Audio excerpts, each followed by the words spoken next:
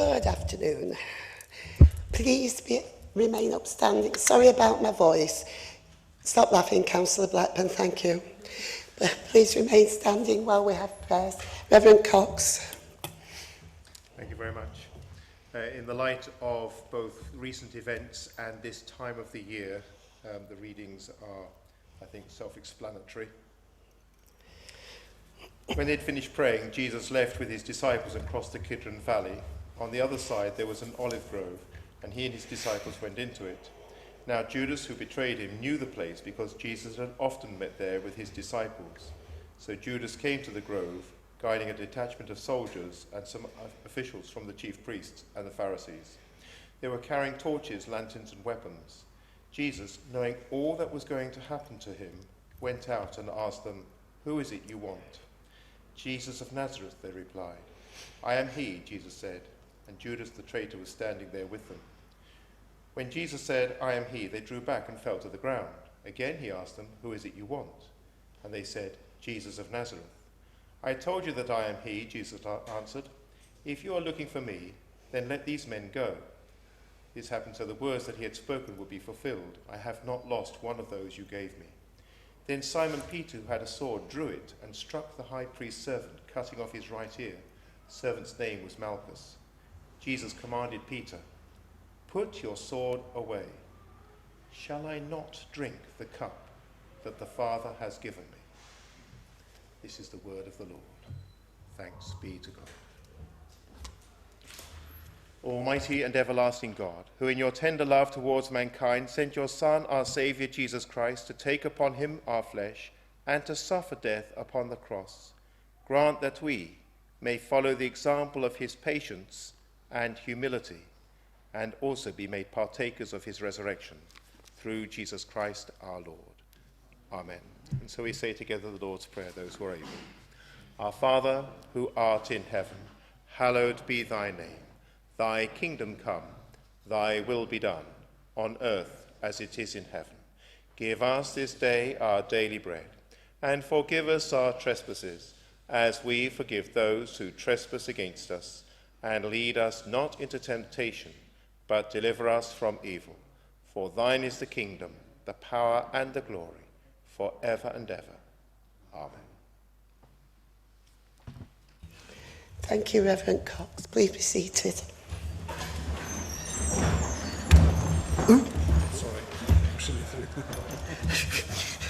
Sorry. Thank you, councillors. Declarations of interest. Item 1. Has anybody got any declarations of interest, please? Please remember I've got blurred vision and stand on your seat and wave. No? Have I missed apologies off? Oh, we're on a good start. I do apologise. We have apologies from Councillor Jackson, who is on council business at a conference, and from Councillor Cross, who is at a peer review in Cumbria. We also have unofficial apologies from Councillor Campbell, who isn't well, but they can't be recorded. Item 2, minutes of the last meeting. Are we all happy that I signed them as a true record? Thank you, councillors. Announcements. If I can keep going. First of all, as is we always do, I'd like to welcome our newest councillor, Councillor Michelle Scott, who has replaced a very well thought of councillor in Warbreck. And I know what it's like to follow a well thought of councillor and get in into by-election, but I'm sure you'll do well. Welcome to the council. And I've had notice from Councillor Blackburn that he wishes to say a word. Yes, thank you, Madam Mayor. With your permission, there are two things that I would like to say. Firstly, I'd like to echo your comments on welcoming Councillor Scott to the Chamber. Elections, and particularly by-elections, can be very fraught times, and political parties campaign hard. And I think, having reviewed the literature, that was true of both of the main parties. I think, on reflection, some of the words in some of those publications may have sailed a little closer to the wind than, on reflection, I think either of us would have wanted. So I want, first of all, to welcome Councillor Scott to the Chamber. It is my job as the leader of the Labour group to try and prevent new Conservative councillors from entering the Chamber. But once they are here, it is my job as the leader of the council to make sure that they feel welcome, and I hope that you do. Secondly, Madam Mayor, you members will all be aware of the terrorist attack on Westminster of a week ago. We see absolutely the best of what it means to be British and the best of what it means to be in Blackpool when events like this occur.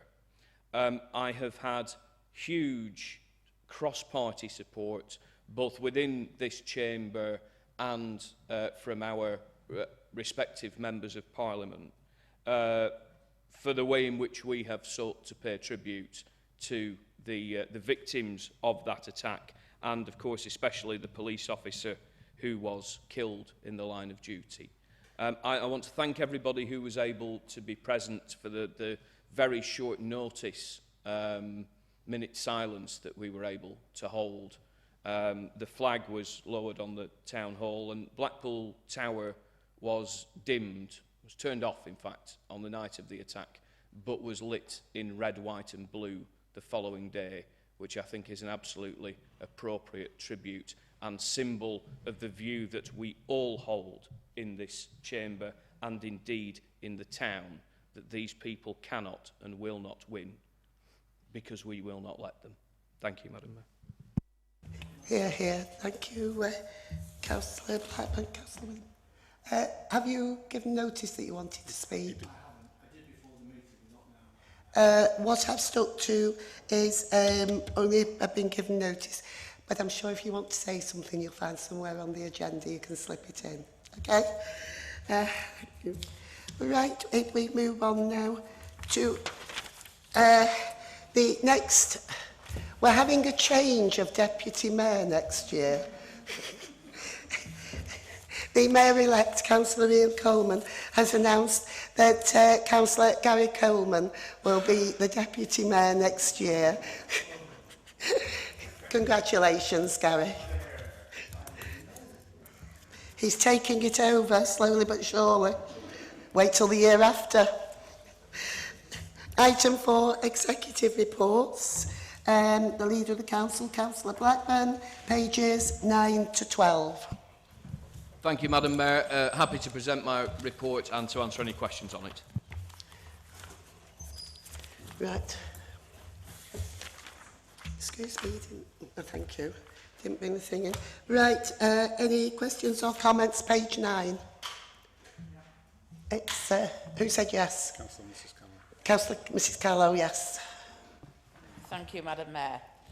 If I can just look at the collection for the council tax and the business rate, how it is down again, and very worrying indeed. The business rate is down, which surprises me, because according to the Labour Council and some people in Blackpool, we had a very good season. And if we had such a good season, why is the business rate down? Because even if you're not in a seasonal occupation, money is made to go round. I did ask at one of the Tourism and Economic Resources scrutiny meetings if I could have the amount of the write-offs for 2016-17. So I'm going to repeat my request here this evening. I would like a total of all the write-offs, whether they're council tax, whether they're other things, just all the write-offs, please, Madam Mayor. And also, when we're chasing people for non-payment of council tax, etc., I quite agree that we have to do this and we have to appear to be very strong, and that we're not going to let people get away with it if they're not wanting to pay. But what are the costs of this, Madam Mayor? I wonder if we know how much money each year is spent on chasing these bad debts, because it is very worrying, because that's something else that is coming out of the public purse. Thank you, Madam Mayor. Thank you, Councillor Callow. Councillor Peter Callow. Thank you, Madam Mayor. Same subject, actually. Large businesses should be able to pay their rates, shouldn't they? I'm more interested in the small businesses who would be finding it very difficult. And I wonder if this is a mixture between large and small. And what sort of ratio is that? Are they mainly large companies who should be paying their rates, or a mixture and a lot of small ones finding it very difficult in this day and age to make a living? Thank you very much indeed. Thank you, Councillor Callow. Councillor Tony Williams. Thank you, Madam Mayor. More or less on the same subject. I just wonder how many requests we've had for business rates to be remitted under Section 49 of the Local Government Finance Act of 1988. I don't expect you to know that number, but do people really know that they could do that under that particular section?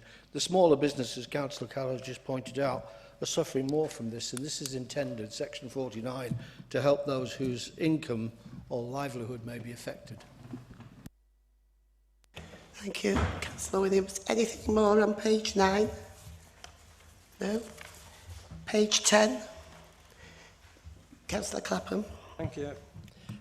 This is on financial monitoring. Previously, on children's services, we've had the debt written off that's accrued in that particular directorate in order that they have a level playing field with all other departments. But yet again, the number of children looked after and the increasing costs in children's services have created financial difficulties. I know that we're going to have the new children's director coming into post very shortly, but when does the leader of the council predict that we will get the finances under his control and hopefully the number of children looked after reduced? It's a very serious and very touchy subject because we know our position in terms of looked after children, but financially it is turning up year in, year out and causing major problems. So hopefully there will be a solution coming along. Thank you. Thank you, Councillor Clapham. Anything else on page 10? Anybody else? No? Page 11. Councillor Galley. Thank you, Madam Mayor. I had two questions for Councillor Blackburn. One follows up one that I asked last council, and it concerns the work that he's been doing in terms of promoting the new business rate changes. And I have seen that he has been working in this area in terms of promoting those changes. The question really is, from what I could see from the research I've done, is a lot of that message has only landed in the Fylde coast, which is great, but we really need it to land further afield. So it was really to see what we're doing in terms of reaching out to McVitie's and various other firms around the UK that could enjoy our skill base and enjoy those business rates.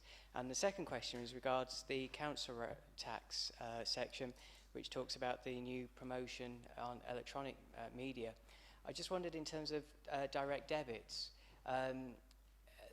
Direct debits is our best way of getting in council tax, and if it was a business, you would look at incentives to get new people to switch across, and if that could be a particular option that could be trialled. I believe our direct debit take-up in Blackpool is around 61–63%, which is lower than most authorities.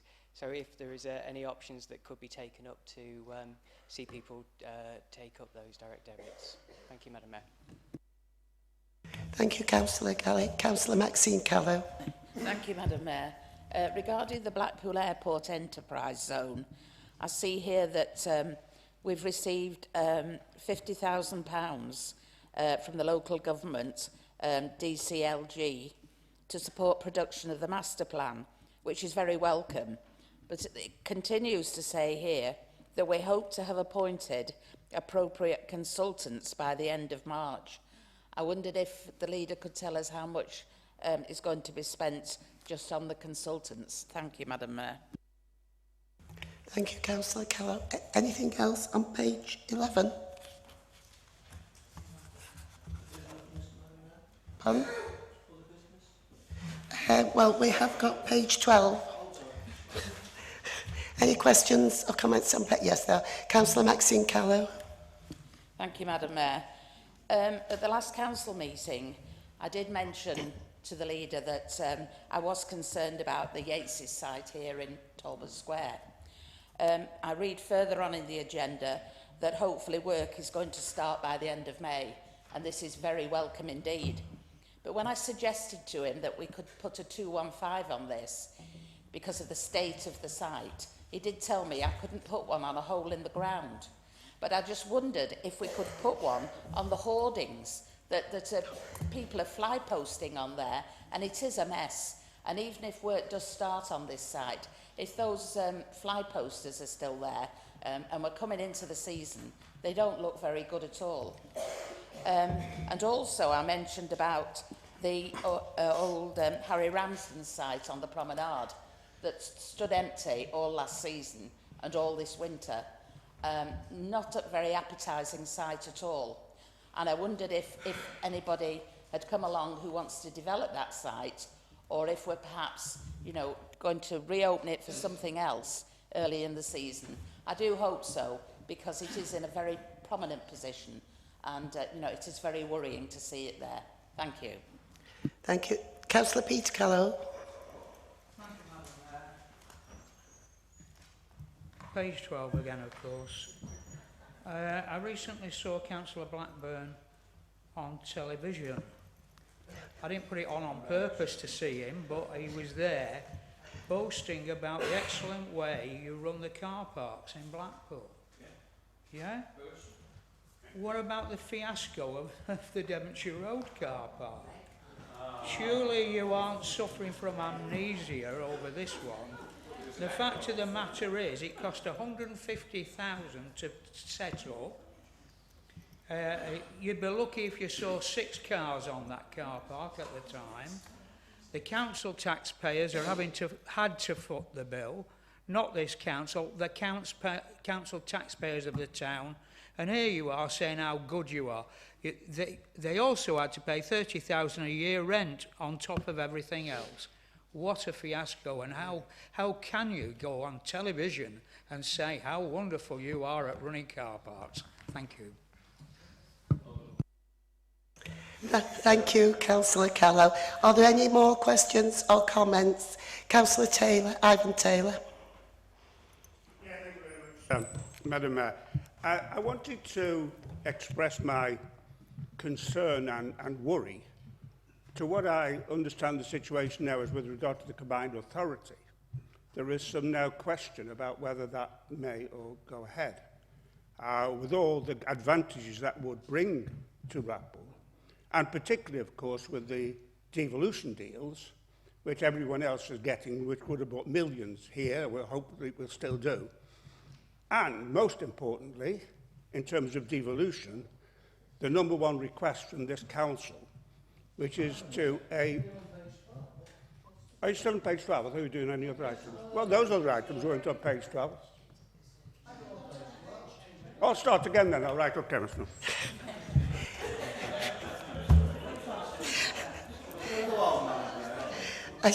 Any more questions or comments from page 12? No?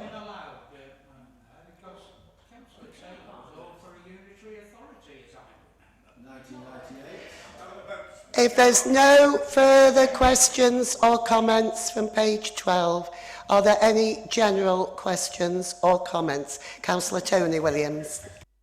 Thank you, Madam Mayor. I've got a few, actually, but I will start by taking the opportunity to echo Councillor Blackburn's comments in regarding to Councillor Michelle Scott. I'm delighted she's joined our team. She fought I thought, a very fair, commendable and hard-working campaign, which showed in the percentage of votes that the Conservatives regained. It did get messy towards the end. It did get personal.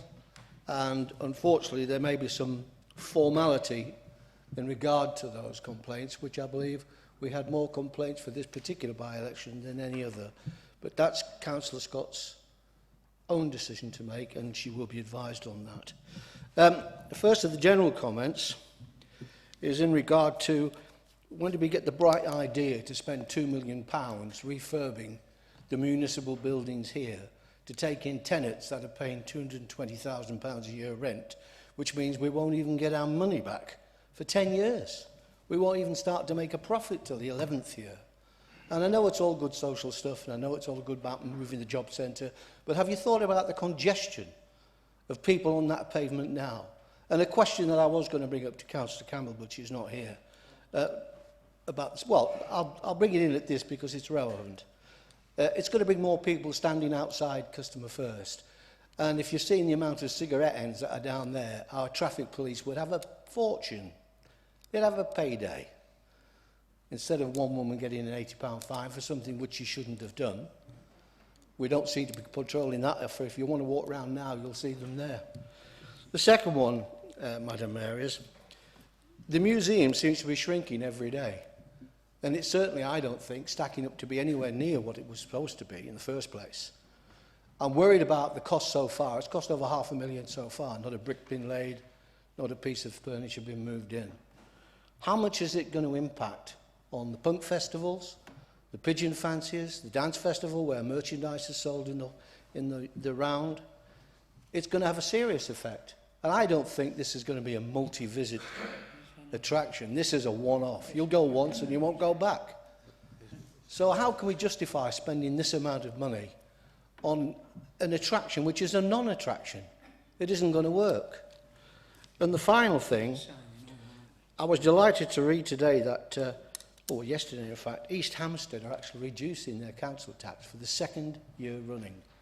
And they're able to do this because they've invested well in commercial projects within their town, in existing buildings which are bringing straightforward rent.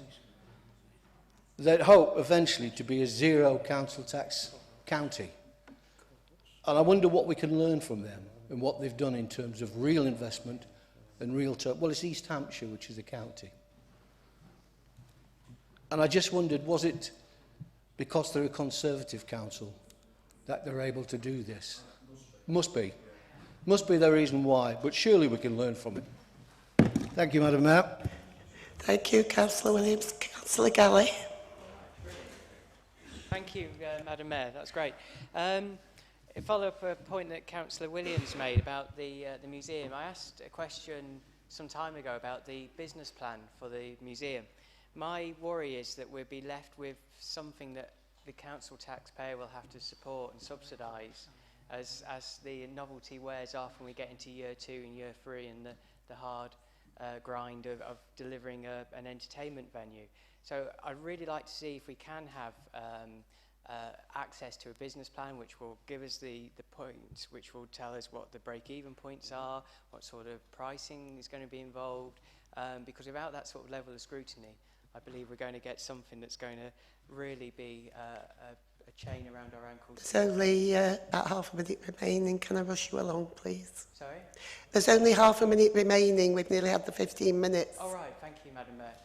Just to repeat what I said, I'd really like to see a business plan for the museum or something close to it. Thank you, Madam Mayor. Thank you. Have we time for... I have got another hand showing. Yeah.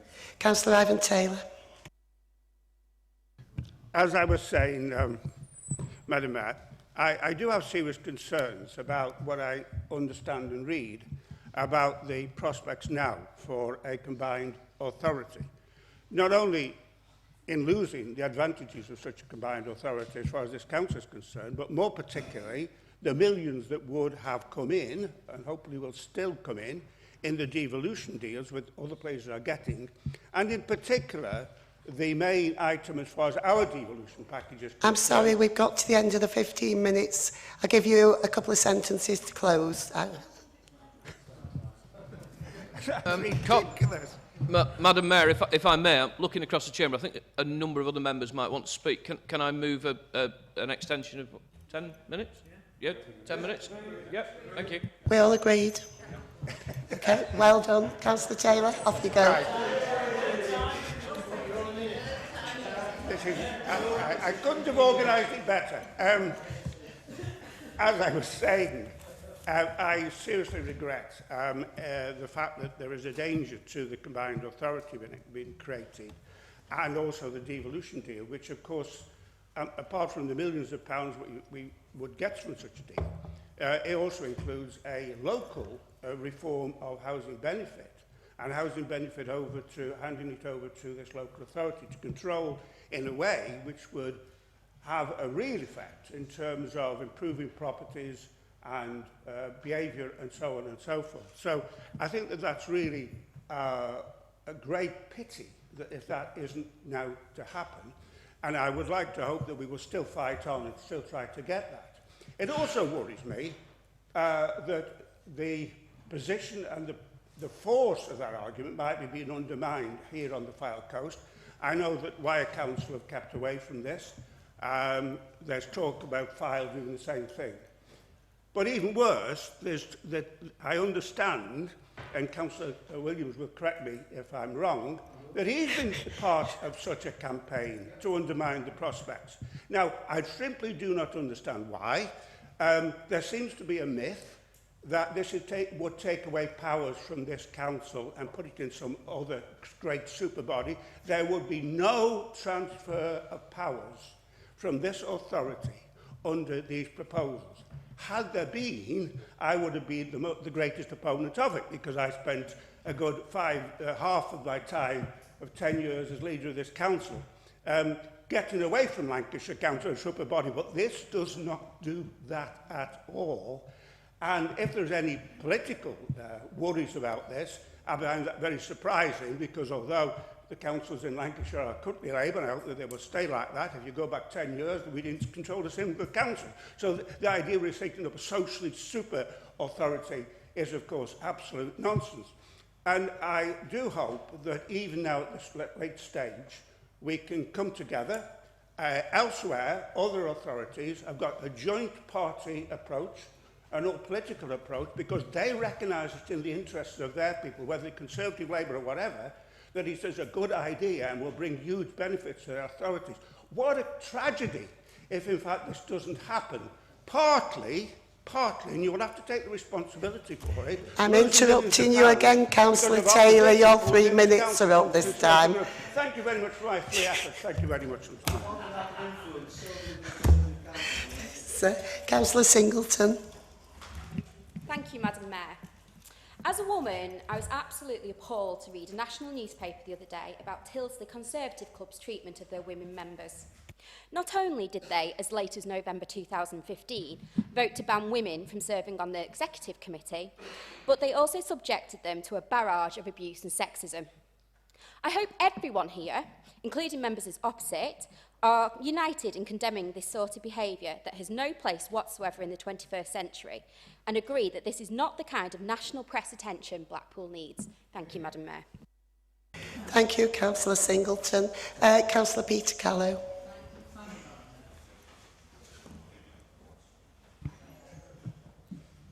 I'm concerned about this building, actually.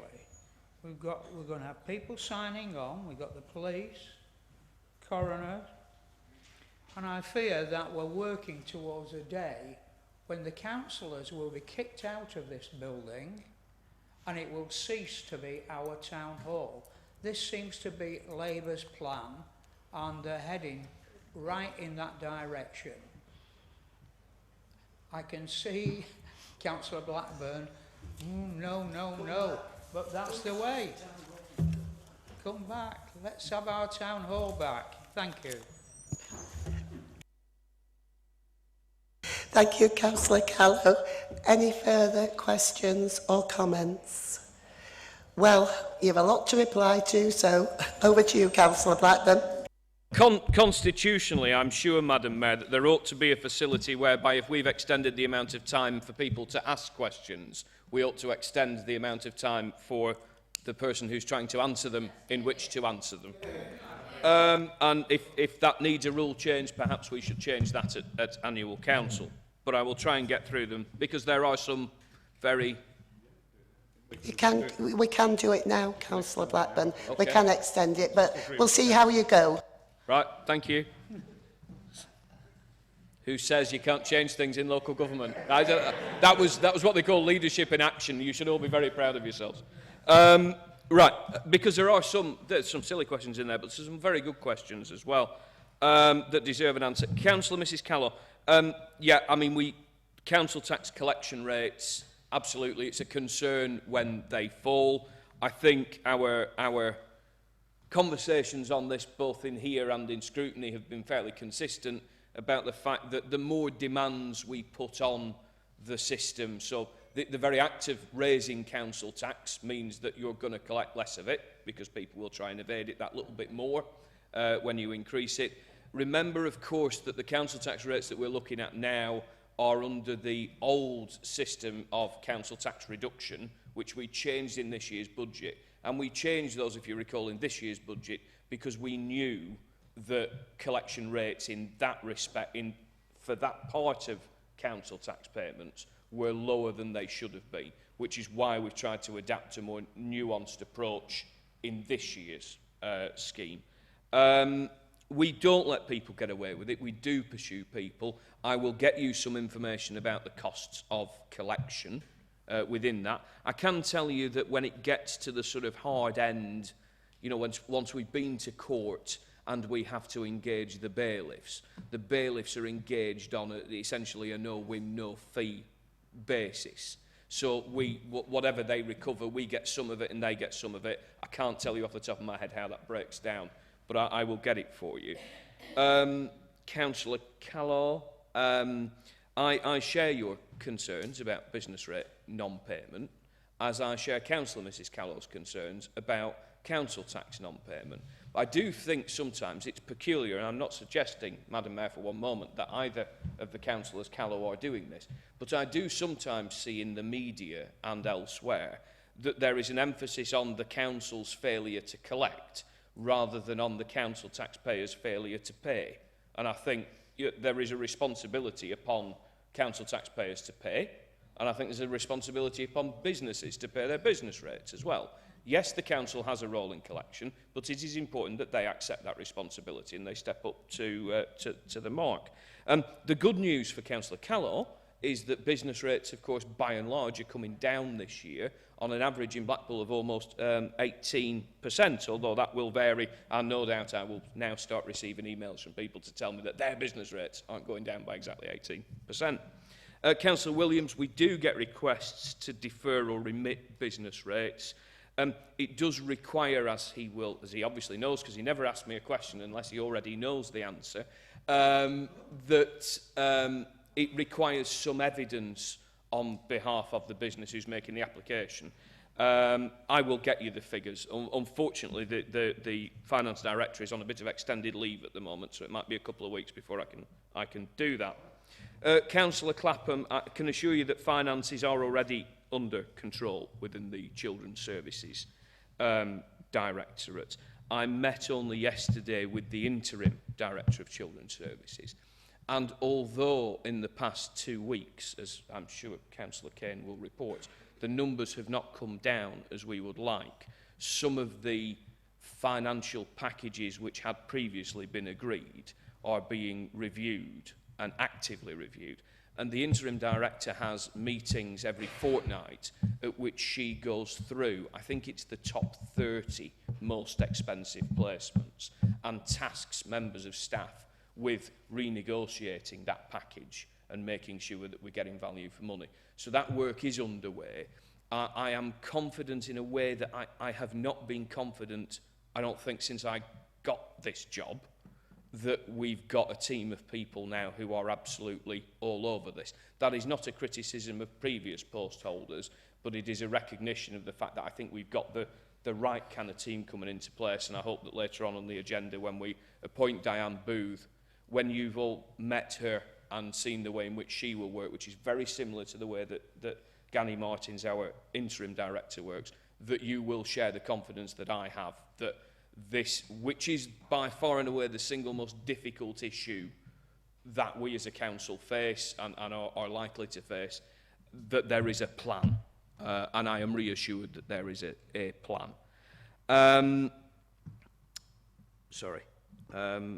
Councillor Galley, business rate changes. I have written editorial pieces, I was going to say today, yesterday, for the Municipal Journal and Local Government First magazine. I have been interviewed today by CNN and by Reuters, and I managed to cram the business rate story into all of those. Whether they'll hit the cutting room floor or not, I'm not sure, but you're absolutely right. It's no good just telling people that are already here that we've got a good deal on business rates. We are doing more, but I would agree with you, we need to continue to do more about that. And I think sort of one of the value, part of the value, I wasn't able to attend the MIPIM conference in Cannes this year, where a lot of local government leaders were and a lot of councils were represented. I absolutely intend to go next year, because we sent a small delegation from Lancashire this year as part of the Northern Powerhouse event. I had feedback last night at a LET board meeting about how that went, and it has emboldened us in the view that if you're going to be in this business, you've got to be in it, and you've got to be in the places where investors are. And I think that will be hugely valuable, and he might want to accompany me on that with his audit chair hat on. There are already incentives to pay by direct debit. I think it's against the law for us to offer a cash discount for doing so. But yeah, you can spread your payments over a longer period of time if you sign up to direct debit. If he has any specific ideas of other ways in which he thinks we could incentivise direct debit payment, I'm more than happy to have a conversation directly with Councillor Galley about that. Councillor Mrs Callow, it's not very often I don't know the answer to something, or even can't start to make up a bit of an answer to something. I think on this, the money is, but preface that with I think, Madam Mayor, I think that this money is specifically for the employment of consultants who have experience in these matters to write a master plan. And no, it may well not, just, Madam Mayor, just because something's in my report doesn't necessarily mean that it's true. Yeah, no, absolutely. Please do. Please do. And if that comes as a shock to anybody, I do apologise. I thought you all knew that. So I think that money is specifically for consultants to draw up a master plan for the airport. And therefore, the answer to your question is probably going to be all of it, 50,000. But I'll find out. No, I accept it doesn't say that. But I may be entirely wrong as well, so it pays your money, it takes your choice, really. Again, Councillor Mrs Callow, the Yates' site, we agree on this. We agree on so much, Madam Mayor, but we particularly agree on this. It is, yeah, it's a disgrace. I, like you, I'm fingers crossed hoping that development does finally get underway. I lost count of the number of planning permissions we've granted on that site, Madam Mayor. I am assured by those who know about these things that it will be starting soon. Can we do anything about the hoardings before then? I don't know, but I'm going to try. I'm going to try. The Harry Ramsden site, you caught me out again. I don't know what's happening with that. I thought I saw some signs of activity in it the other day. We have been approached from a business loans fund point of view about a number of acquisitions in the town centre. To the best of my knowledge, that isn't on the list. It's not a building that is owned by the council. Sorry, is it? Oh, it is, apparently. It is. See, I told you I didn't really know. Right, good. Questions to the Chief Executive. Maybe we should do that instead. Because that's all that happens. You know that's all that happens. I leave here and then I ask him and he tells me and I tell you. But it would be sensible to cut out the middleman. So, right, it is on the list, apparently. Which is good to know. You'd see, you've opened my eyes to something tonight. Councillor Callow, Devonshire Road Car Park. There's a delayed echo in this chamber, right? And it happens every few months. I'm pretty sure, in fact, if I sat down and I'm really quiet now, you might hear the echo of me telling you what I told you 2 months ago about this. Before you echo, Councillor Blackburn, it is coming to the end of your 10 minutes. Does anybody want to move that we extend Councillor Blackburn's time to reply? Yeah. How long are you proposing? I'll be as quick as I can, Madam Mayor. 5 minutes. I'll do my best. 5 minutes, thank you. Stop him now, he's going to get on to me. So, look, one of the things you've got to be prepared to do in the environment that we're heading into is to experiment with stuff, yeah? And sometimes that stuff will go wrong. And if anybody really believes that we shouldn't be doing that, we shouldn't be innovative, and we shouldn't be prepared from time to time for things to fail, then we will never get anywhere. But the Devonshire Road car park, I absolutely accept all of his criticism, as I've previously accepted it from Councillor Mrs Callow. You should have a notice of motion or something on this, right? And we'll vote for it. Yeah? Possibly. So I'll need to speak to the Chief Whip, obviously. It's not my decision to make. Councillor Williams, I think it's vital that we bring in income for the municipal buildings. I don't believe that the figures are exactly as he suggests, but it is not uncommon to make capital investments that you recoup over anywhere between 10 years and 15 years. So if you're telling me that we're going to break even after 11 years, then I'm perfectly satisfied with that. And I think it's about more than the financials. It's about bringing together services that the public can use and making it easy for them to access. The museum, right, I don't know how many times, Madam Mayor, I've got to say this. If it works, we'll do it. If it doesn't work, we won't do it. But I'd rather let professionals decide. I'd rather let the Heritage Lottery Fund decide whether or not it's going to work than me, or with the greatest of respect, Councillor Williams making that decision. East Hampshire, I hesitate to say this because I'm sure they're all lovely people. I suspect the demographics of East Hampshire are ever so slightly different to those in Blackpool. But otherwise, I absolutely agree with them. I'm sure it's because it's a Conservative council that are in charge. Councillor Galley, I repeat what I've just said to Councillor Williams and what I keep saying every time you ask me this question. If the council taxpayer is required to subsidise the museum, there won't be a museum. But we need to take these decisions in a certain order. We need to remember our relationship with the Heritage Lottery Fund, and we need to make a decision that is the right decision for all the right reasons. If it works, we'll do it. If it doesn't work, we won't do it. And no matter how many times, Madam Mayor, people ask me this question, the answer is going to be the same. Councillor Taylor, obviously I share your disappointment at the attitude of a certain number of people towards the combined authority. My job is to keep the band together, preferably all 15 of them. We had a very positive meeting last Monday, which I chaired at County Hall. I believe we can see a clear pathway to the future, working together as 14, if not 15 local authorities across Lancashire. And yeah, I hope that we can proceed on that footprint. We need to let the county council elections happen and sort of have another chat after that. I am disappointed that we won't be signing up to a formal combined authority next week, as we had hoped.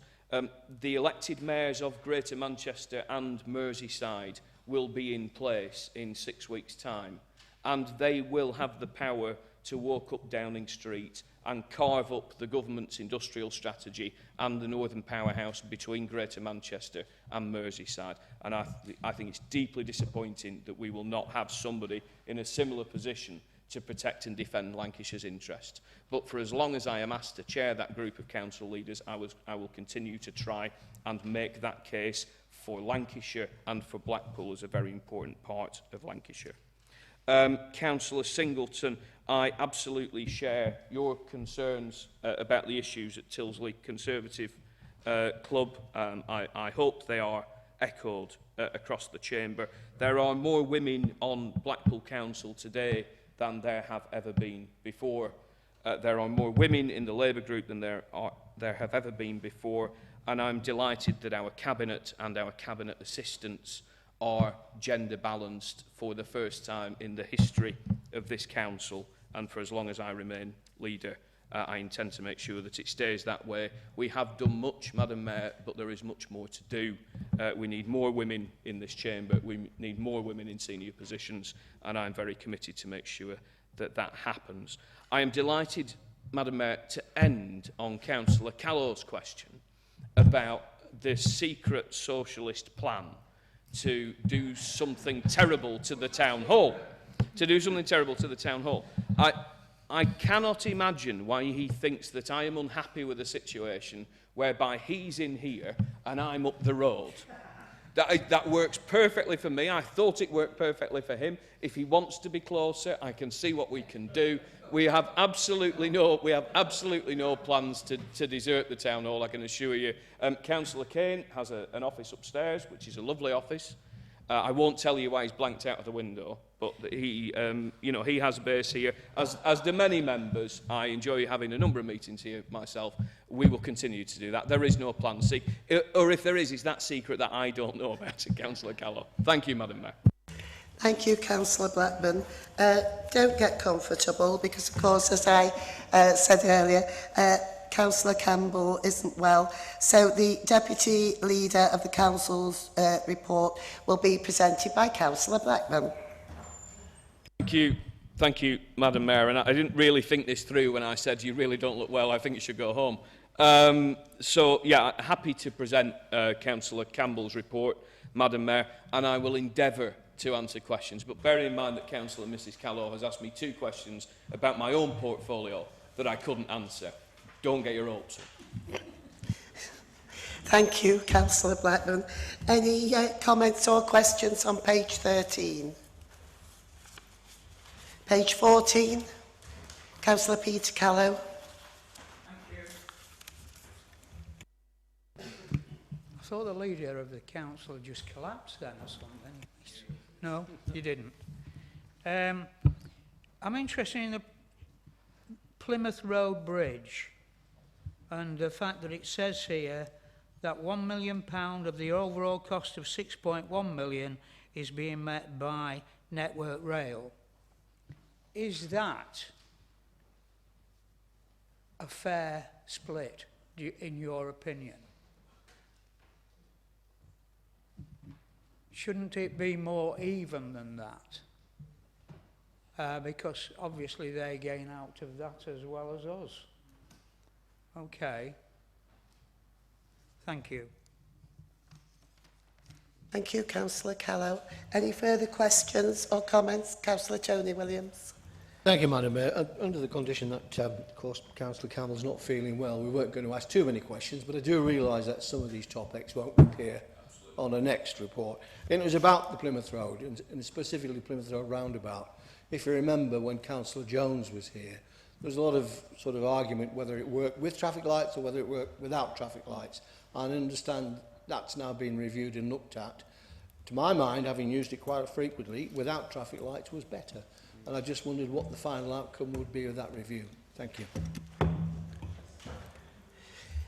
Any further questions? Page 14. Page 15. Councillor Tony Williams. Thank you, Madam Mayor. I think I revert back to something I said earlier, but it's about keep Blackpool tidy. And we're making a big splash about being the cleanest resort town in 2020. But as I say, there are still some grot spots right in the centre of town, which we're not doing anything about when we should be. But if you were knocking the doors in Warbrick over the last few weeks, you'll know what the single biggest issue is in almost every ward in this town. Dog mess. What are we doing? The only work I've seen so far by community groups who are doing it voluntarily and individual councils are doing something on their own wards. We really have to get our acts together on this because it's becoming more and more of a problem. And it's all well finding people dropping cigarette ends, but dog mess is far worse. Any further questions on page 15? Page 16. Councillor Peter Callow.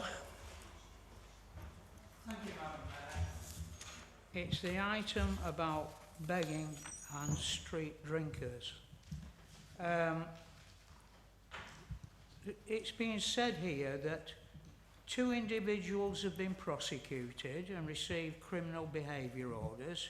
2 individuals have been served with travel warrants, escorted to the railway station and returned to where they came from. Have you been in power 6 years? Yeah. And you've actually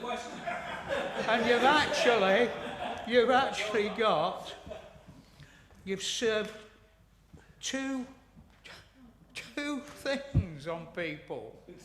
What's happened?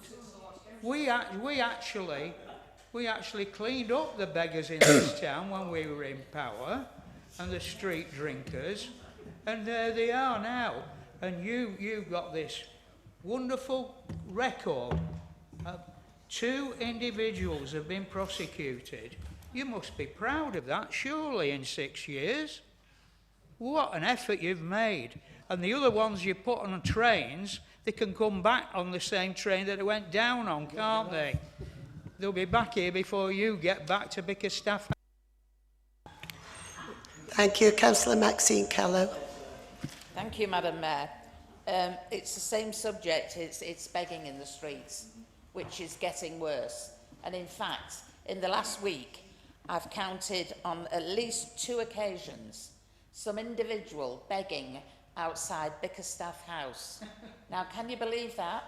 The absolute cheek of it is there for everybody to see, and there are all those people working in Bickerstaff House, and they can't see this individual sat there begging. And I've seen him on at least 2 occasions. And we've got more aggressive beggars now in Blackpool. They're actually approaching people. They're approaching people that are walking along, people sitting in their cars. And it's not just males that do this, it's females as well. So this is very, very worrying, because it's frightening for people. And we don't want this in our town. We'll have no tourists and no shoppers left if this continues. And I've counted 6 or 8 sitting in a doorway in Talbot Road on a number of occasions. I come down there in the car. If I can see all this, well, why can't other people see it? And there are 3 that go on Coronation Street and also Victoria Street near to Marks and Spencer's. And there's a woman who's obviously a beggar comes up chatting to them. They've got a dog. Well, if I can see all this, Madam Mayor, why can't other people? But really, to put the tin lid on it, it was when there's somebody actually outside Bickerstaff House. He must be laughing his head off. He'll go home counting his takings and laugh his head off at this council and the lack of will to clean up the town. Thank you. Thank you, Councillor Callow. Councillor Benson. Councillor Benson. Thank you, Mr Mayor. I have on several occasions witnessed people outside Bickerstaff, and I can assure Councillor Callow that the staff from Adult Social Care go down and engage with those people, give them advice, even buy them drinks, and they are genuinely homeless. They've been given advice and they are under 25 years of age. Thank you, Mr Mayor. Thank you, Councillor Benson. Can you turn your microphone off, please? Councillor Clapham. Madam Mayor. When I read the second paragraph, same subject, begging and street drinkers, I was surprised to see that there was only another 11 problematic street drinkers actually identified. As everyone knows here, I cycle up and down to Bispham on a regular basis, and the number of drinkers that are in the shelters, the colonnade and anywhere else where they can get a roof over their head, there are loads and loads and loads of drinkers there. Are they included as problematic, or do they not come within the area that this survey has actually been taken? Do we know what the total number of problematic drinkers there are in this town? It must be quite a large number. Thank you. Thank you, Councillor Clapham. Councillor Galley. Thank you, Madam Mayor. Yeah, it was just to follow up on Councillor Benson's point that there is an acknowledgement within begging of who is genuinely homeless, and the differentiation, therefore, between somebody that's begging, and there is a difference. Some of the characters that Councillor Mrs Callow is referring to often are frequented outside Rawcliffe School Wear Centre, the old used to sell school uniforms. They practically moved in there, and so it won't be hard to find them. I would wager that they suffer with certainly tough mental issues. However, that is not the place for their solution. Certainly when, by my witness, they're often inebriated and an attraction for other people to do the same. I've also witnessed somebody on Saturday morning, 9 AM-ish, smoking a crack pipe on Dixon Road on the corner with Talbot Road, And it, again, another gang is starting to frequent there, and this is the problem. It then becomes a landmark meeting place, and that's the difference. That we have to identify the difference between the genuine homeless and a meeting place for people that could rather not attract to the town. So yes, it is a sensitive issue, and we must approach it in a sensitive way, but it doesn't mean that we can't identify these hotspots and make it really difficult, because if we don't, we lose places like Talbot Road. And then we lose the next road, and we lose the next road. And that's why we'd like to see, as Mrs. Callow said, it cleaned up, because it's easy to spot. We all walk past it. And it's... Yeah, absolutely. So, yeah, that's why we're so angry about it, or so concerned. Thank you, Madam Mayor. Thank you, Councillor Galley. Councillor Tony Williams. Thank you, Madam Mayor. I have interacted with quite a few people I've seen on the street homeless. Talking to them, you may remember I told the story about a young chap and his dog, and somebody offered to pay rent for them for a year. So I did make it my business to go and talk to a lot of them. They're not all homeless. Some of them are professional beggars. But what was said to me was that we have more homeless charities and community interest companies running homeless shelters in Blackpool than most other towns. And a chap I talked to, Preston, said he came to Blackpool for that very reason. He was told to get off the street, so he came to Blackpool because he knew there were homeless shelters. So the question is there any data that stacks up that people are being attracted to Blackpool because we have so many facilities? Or is it actually being a deterrent, which I don't think it is? Thank you, Madam Mayor. Thank you, Councillor Williams. Any further questions on page 16? Oh, Councillor Singleton, sorry, I can't see you at the side. Okay, thank you, Madam Mayor. I just wanted to say that I find it amazing that we have members of the Conservative Party sat here questioning what we're doing when perhaps you should be questioning your own government.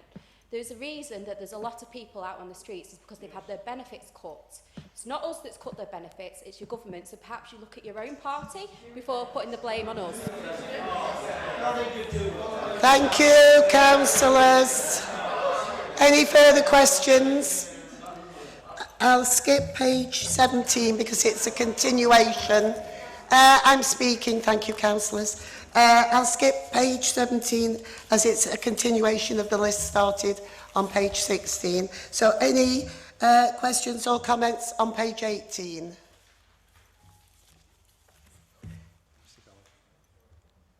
Thank you, Councillor Luke Taylor, you deserve it for all that. Thank you, Madam Mayor. Sorry?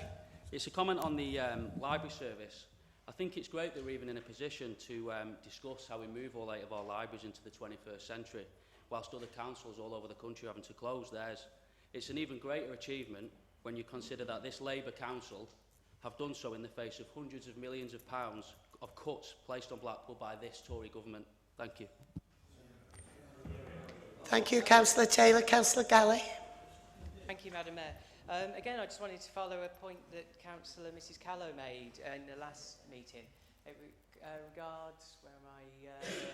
There, the Clifton Hotel. And Councillor Campbell was asked at the time what progress is being made in terms of working with the owner of that building to tidy it up. Since that time, a window has become boarded up.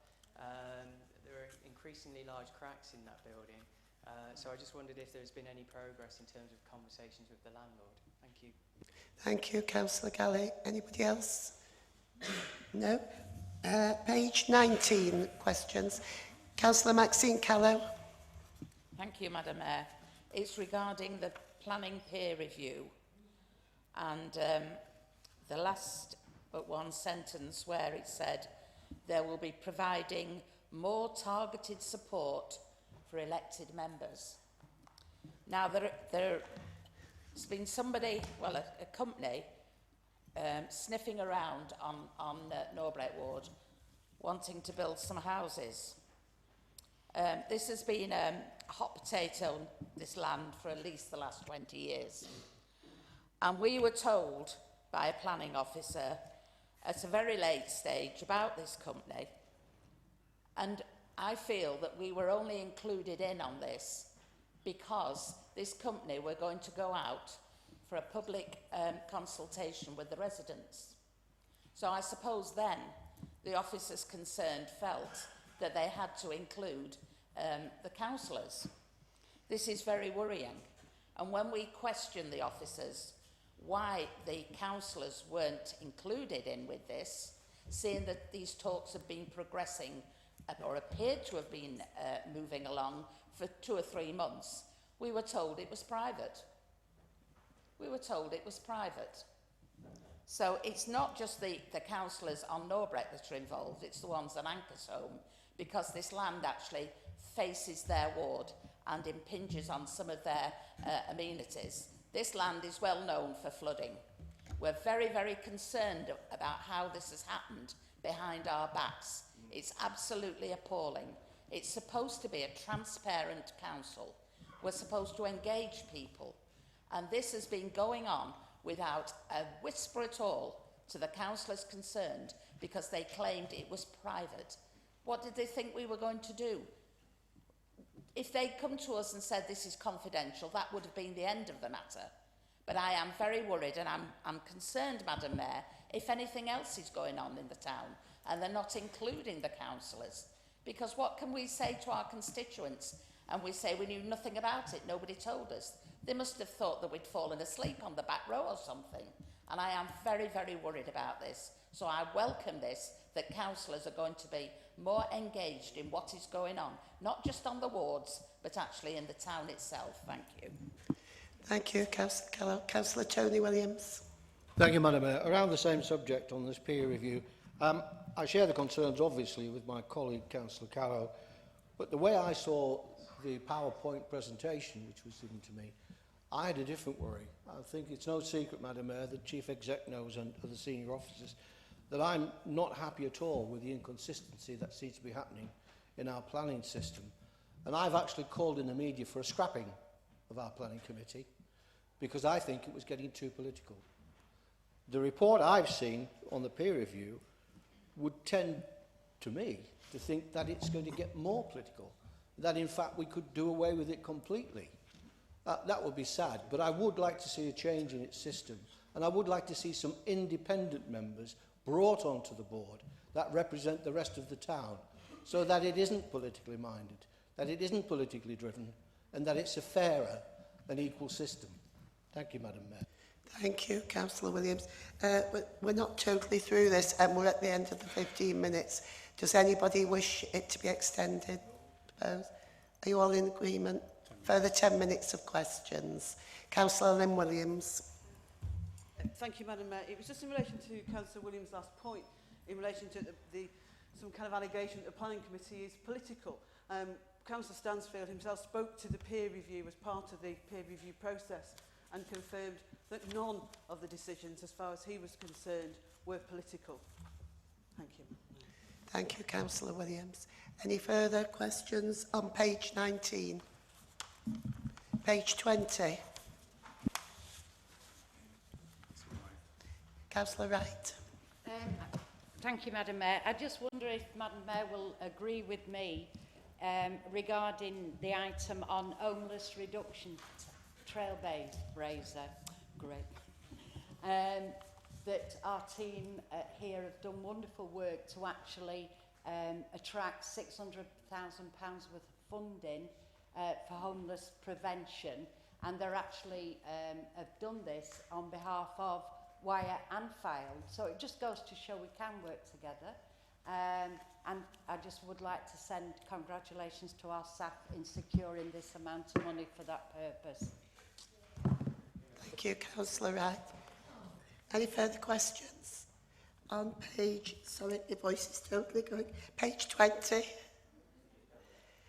Page 21. Councillor Clapham. Thank you. It's on hotel developments at the bottom of 21 going on to 22 actually. It's just a concern that I've got about these 3, 4 and 5-star hotels which will produce on stream 800 new bedrooms if they are fully developed. My fear is that this could skew the stock that we've got for visitors to stay in Blackpool, and also what is going to happen to the established hoteliers and boarding house keepers in Blackpool, because 800 new beds is an awful lot of beds to fill, and it should, without doubt, impact on established businesses. So because the council have got input in terms of finance into some of these proposed hotels, what are they going to do to provide a safety net for businesses which may be damaged or possibly could do with a loan, to put in modern facilities so that they are competitive? If there is no safety net, along with the 800 new beds that come into this town, then there will be a possibility of more voids across the property market, more places for HMOs to develop, and we'll be going around the same cycle that we're trying to break out of today. And I understand why the council is keen on producing high quality beds within the hotel industry in Blackpool, but it does come with a health warning. That's the only thing I want to say about it. So, thank you. Thank you, Councillor Clapham. Councillor Maxine Callow. Thank you, Madam Mayor. It's better start in libraries. I welcome this very much, encouraging dads to read to their children, following this research that fathers reading has more of an impact on their child's development than their mothers. I don't know if I agree with that, but it's very welcome. I wondered how many fathers have actually managed to be involved in this experiment. And it is very, very important to read to your children. I'm a great believer in children having books as opposed to having computers and these phones that they're playing on. They should read and use their imagination. And I think it is very, very important to have children reading, and also to have their parents involved in their development and reading to them. So if I could just have some figures of how many fathers are involved in this, I would be very grateful. Thank you. Thank you, Councillor Callow. Councillor Peter Callow. Well, you waved. I'm a reader. Oh. You were just saying you're a reader. Thank you for that, Councillor Callow. Any more questions on page 21? No. Finally, page 22. Councillor Tony Williams. Thank you, Madam Mayor. Before I ask my questions, I'd just like to refer to Councillor Taylor's remarks. I'm flattered, Councillor Taylor, that you think that I alone can change the minds of hundreds of Conservative councillors all over Lancashire. Thank you. Maybe I should run for mayor. Madam Mayor, the question I'd like to ask refers... Thank you, councillors. Not you two again. It refers to my colleague, Councillor Clapham's further remark. 800 beds is a heck of a lot. And some of these hotels, I mean, the leader will confirm that it was me that introduced the developers of the two hotels, or the two brand hotels, that are going to be built next to the Winter Gardens. As I thought, yes, it was. And I thought, yeah, okay. And I thought that was a good idea. That's before I knew about the hotel at the top of Talbot Road, before the developers knew about that as well. And the other two new hotels which will be built, which we've already got investment, or will be investing in. Not only do I worry about smaller hotels possibly having to revert to be HMOs, just to cover the mortgages and the rent, etc. I'm also concerned that 800 beds in so many hotels, 6 or 7 at least, is going to create a price war. So the demand is high. In 5 years' time, near London, the biggest amusement park in Europe, in fact probably in the world, will be built. This is Paramount World. It's going to attract millions and millions of visitors. We have to be thinking of how we can offer a different package to bring those visitors here, because they're certainly going to be going down there. We can't carry on doing the same things we do, and having 800 empty beds in Blackpool would be a tragedy. So I think it will start a price war, and I think it's just overdevelopment. Thank you, Councillor Williams. I've had nobody else indicate. So are there any general questions or comments on the Deputy Leader's report? No? Over to you, Councillor Blackman. Thanks, Madam Mayor. And I am always saying to both Councillor Campbell and Councillor Kane that I think their reports are far too long. And tonight has proved that. So I'm going to say it in front of witnesses in the hope that that might have some impact in time for the next council meeting. Councillor Callow, on the bridge question, because it is a while ago since you asked that question, I just needed to remind myself of what you asked. So there's £1 million contribution from Network Rail. The rest of the money, the other 5.1 million, came from the Repairing Bridges Fund that we won as part of the City deal and the growth deal for Lancashire. So it's not, the other 5.1 million isn't our money. It's money that we won by working in collaboration with all of the other councils across Lancashire, which I'm sure you would agree is a very valuable thing. A bit like a combined authority, in fact. Councillor Williams. Sorry, I can't read my own writing. I won't put my glasses on, no. My understanding, Councillor Williams, I don't feel as if I have your attention. I didn't want you to miss the answer. You asked me a question about Plymouth Road roundabout. My understanding of the situation, Madam Mayor, is that the roundabout works better without traffic lights if you're driving a car. But if you are a pedestrian, it doesn't work without traffic lights because you have a greater than average chance of getting run over. And one of the, I don't know what the final outcome of the review will be, but I would expect any review into that roundabout to take both of those points of view on board and consider not just motorists, but also pedestrians as well. Councillor Williams, I agree that there are what he calls grot spots in the town. I don't agree with him that we're not doing anything about it. I think Councillor Campbell's report outlines very extensively what we are doing about it. But there are also, as he rightly points to, friends groups and voluntary sector groups working. There is stenciling work going on, reminding people of the fines that are in place. And as we get to the end of the pilot scheme with our enforcement teams, my fond hope is that we will start to be able to roll out some of the enforcement teams into areas such as Warbrick, because I absolutely agree. I spent a lot of time pounding the streets in Warbrick, and they are absolutely filthy. And I think something definitely needs to be done about that. Whether or not that is something that comes from the council or comes from the not inconsiderable ward budget which is sitting in Warbrick, remains to be seen. Councillor Callow, I'm sorry if you found this report confusing. These reports are not cumulative. They do not go back all the way to the election in 2011. They, by and large, refer to what's happened since the last council meeting, not what's happened in the last 6 years. Councillor Mrs Callow, begging in the streets, in my view, and as I'm frequently criticised by certain people in this room, for occasionally being outside of Blackpool, I get to see what the streets are like in London, what the streets are like in Birmingham, what the streets are like in Preston. And I can accept the point that there is an increase in street begging, but I can't accept is that it's only happening here.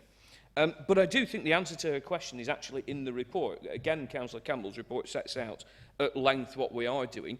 And I know the Conservative group don't like me doing this, Madam Mayor, but we have experienced the worst public sector cuts of any council in the whole of the UK. We have lost £450 million over the last 7 years. So our council officers cannot be everywhere doing everything for everybody. Even if that was possible once upon a time, it certainly isn't possible now. Councillor Benson makes an extremely good point about the amount of support which is put in place, and Councillor Mrs Wright refers absolutely correctly to the Homelessness Trailblazer project, which is a very positive way of dealing with people who are, for a variety of reasons, on the streets. And I too am delighted that that has been recognised. Councillor Clapham talks about 11 problematic drinkers. He misses out the first part of the sentence, which identifies 40 problematic beggars plus an additional 12 problematic drinkers. What is and what isn't a problematic drinker? A drinker becomes problematic if they start causing problems. If he is aware of people drinking on his bike journey to the town hall that he thinks we ought to be looking at, then he can tell us about them. How many problematic drinkers do I think there are in Blackpool? I think there's thousands, Madam Mayor. I think there's thousands. We just see the ones that happen to be out on the streets. You cannot look at our alcohol harm statistics, our liver disease statistics, and not think that there is a huge alcohol problem in Blackpool. But I would say, and I'm going to go on to say in response to Councillor Galley's point, the link between poverty and mental health problems and drink and drug issues is one of the oldest links that there is out there. It was well noted in the Roundtree reports at the turn of the 20th century.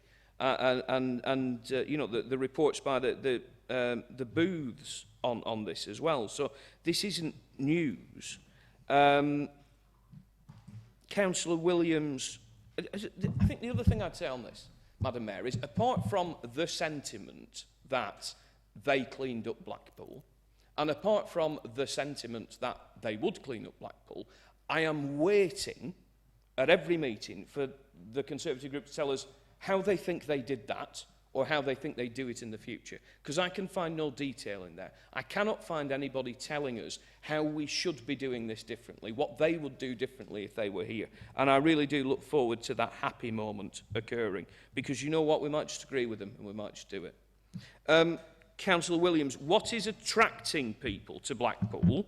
It's very important that we're clear about this. What's attracting people to Blackpool is cheap, nasty, private sector rented accommodation, which is paid for by housing benefit. And we are doing a lot about that through selective licensing and additional licensing, through the My Blackpool Homes Company and through a wide variety of other improvements that we're making to our own council housing stock. But the killer, the one thing that would make this much easier to deal with, as Councillor Taylor pointed out before, is a combined authority and a devolution deal which gave us control over the housing benefit budget. So they complain, Madam Mayor, about the symptoms, but they are not prepared to tackle the cause. Councillor Singleton, you're absolutely right. 7 years into a Conservative-led government, we have seen a return to social conditions that were prevalent under Margaret Thatcher. How can that have happened? Surely there must be a link between the two. The demolition of the public policy levers which local authorities were once able to pull in order to tackle all of that devastation are no longer there. Our ability to intervene in people's drug problems, alcohol problems and mental health problems is not there as public health budgets have been slashed. You cannot run a country the way that it has been run for the last 7 years and not expect to see the symptoms of that on every street corner. And you cannot then turn around to a Labour council 7 years into a Conservative-led government that has taken £450 million off that council and say, why aren't you doing more? That is simply inarticulate. There is no intellectual clarity to that point at all, and it absolutely deserves to be called out. Councillor Galley, we continue to encourage building owners to be responsible with their buildings. But once again, the capacity of the local authority to do that is limited by the resources that we have. And like the paying your business rates and paying your council tax, it is right and proper that we appropriate blame for this problem in exactly the right place, and that is with the building owners that are letting their buildings fall apart because they're land banking them and they want to try and sweat the asset and make as much money as they can. Councillor Mrs Callow, pre-application discussions between councils and developers are not unknown. There is a very clear protocol laid out in the Local Government Act and within our own planning policies and procedures which sets out at what point it is appropriate to consult with local councillors. I have no reason to think that those rules and protocols have changed since you were last in power, but I will check to make sure that they haven't. I'm fairly sure that we're operating on the same rules now that we operated under when private discussions were held about building on the moss and a large donation was given to a Conservative candidate before any of the rest of us found out about that development.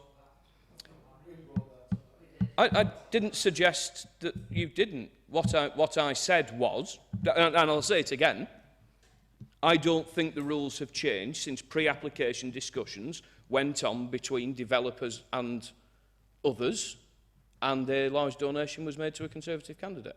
I don't think the rules have changed, but I will check. Councillor Williams is not recalling his planning law very well. It is contrary to the terms of the Local Government Act of 2000 for the political whip to be applied in planning cases, as Councillor Stansfield said, words to that effect, when he was interviewed as part of the planning peer review, that he does not feel that planning decisions are taken in a political manner. Could I suggest they have a chat outside of this room? He will also, just on the subject of the political whip, I'm sure, Madam Mayor, we all remember that after the significant donation to the Conservative Party, all of the Conservative councillors on the Planning Committee voted for development on Martin Moss, despite the fact that it's something that we've resisted for many years. One moment, Councillor Blackburn. We have come to the end of the time. We did extend the question time. Does anybody want to propose we extend 5 minutes? All in agreement? Thank you. Thank you, Mayor, on a point of order, the money that the leader refers to was returned to the company. I'm informed that's not a point of order, but you got your opinion across. Thank you. It didn't sound like that, the way he was putting it. He put it that he went in somebody's pocket and stayed there. But thank you, Councillor Callow. Councillor Blackburn. I absolutely did not say that, Madam Mayor. What I said was that... All right, OK, I'll move on. Me told. Councillor Mrs Callow is the only other woman apart from my mother that can silence me with a stare, but you've just managed it. Councillor Wright, again, I know I mentioned this earlier on, but you rightly draw attention to the homelessness reduction trailblazer, and that is a really positive and engaging way of dealing with the issues that members opposite have been complaining about. And I'm delighted that our officers have taken that approach. Councillor Clapham, the type of bed stock being developed is very different to the type of bed stock which exists in vast numbers. Existing hoteliers are, of course, free to apply to the council's business loan fund. There's no reason why they shouldn't. If they can provide us with a business case, their applications will be considered in the same way as everybody else's. But it is not news, nor I hope is it controversial, to say what we've been saying for many, many years, and what survey upon survey and piece of research upon piece of research have demonstrated, that there are too many bed spaces of the wrong quality in Blackpool and not enough bed spaces of the right quality. Councillor Mrs Callow, I'm not able to tell you how many dads were involved, but I will find out. I have seen, as many other members will have seen, on social media some photographs of the work that they've been doing at Palatine. I know Councillor Jackson, who can't be with us tonight, he'd been in Palatine Library and seen it and was telling me very excitedly about it the other day. Yes, I think it's great, and we'll find out how many dads were involved. Councillor Williams, yet again, you and I come at this from completely different angles. It will be no surprise to learn. I am, Madam Mayor, and I'm sure my colleagues are also, delighted that there are so many big operators that want to invest in Blackpool and who want to open hotels here. I don't think that's happened for a very long time, and I think that's something to be proud of. Councillor Williams, however, is worried about too many bed spaces, that we're creating too much demand. Yeah? We are talking about 800 bed spaces, high-quality bed spaces, at a time when we have successfully won funding to build a conference centre that will accommodate 7,000 delegates. Now, I'm not quite sure what kind of hotels Councillor Williams is familiar with, but by and large, we tend to have one or at the most two people per bed in most hotels. So, 7,000 conference facility venue, 800 extra bed spaces. 7,800. There's going to be a lot of people in one bed for a start. So what that tells me, the lesson I take away from that is not the lesson that Councillor Williams takes away from that. What I take away from that is that we need to build a lot more. Otherwise, these people are going to be snug, to say the least, Madam Mayor. And I will leave it at that.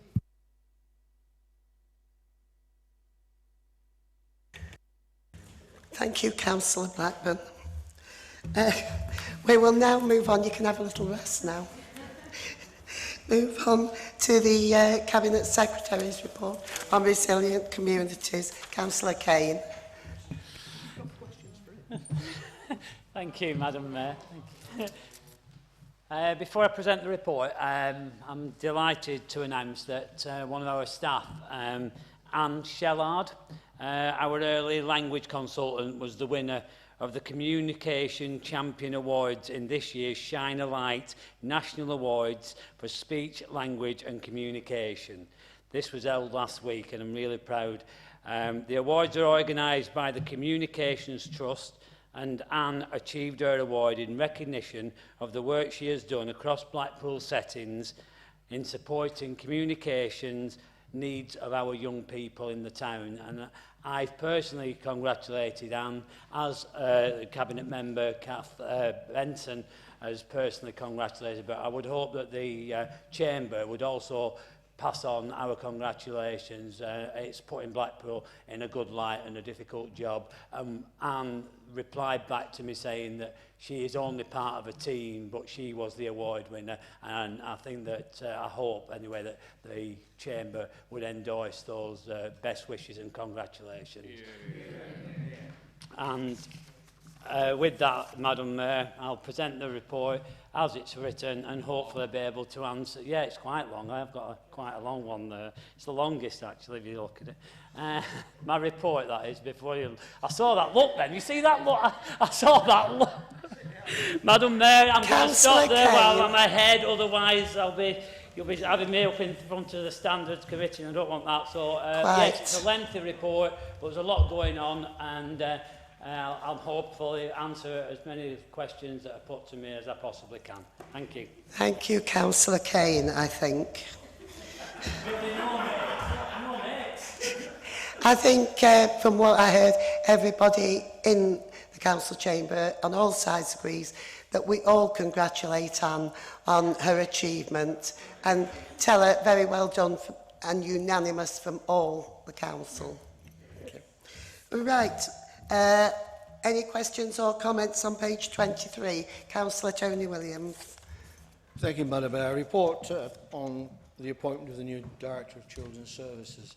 And I'd like to say I welcome the appointment of a new Head of Children's Services, and I take nothing away from the previous Head of Services.